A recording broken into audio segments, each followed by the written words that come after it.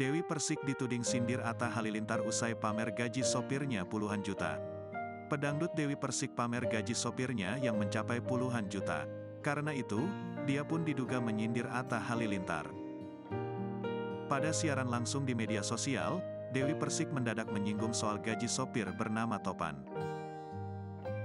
"Guys, ini Pak Topan jomblo. Berapa gajinya Pak Topan?" tanya Dewi Persik di siaran langsung Instagram. Dikutip dari akun TikTok @karangpati, Senin, tanggal 26 Agustus tahun 2023. Ditanya demikian, Topan enggan membeberkan gaji yang diterimanya dari sang biduan. Dia hanya mengatakan bahwa gaji yang didapatkan sudah lebih dari cukup.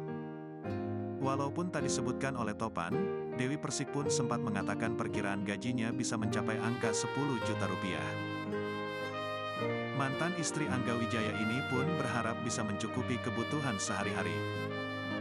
Karena ucapannya tersebut, Dewi Persik pun kemudian dituding menyindir Atta Halilintar terkait dengan insiden Arman, mantan sopir suami Aurel Hermansyah.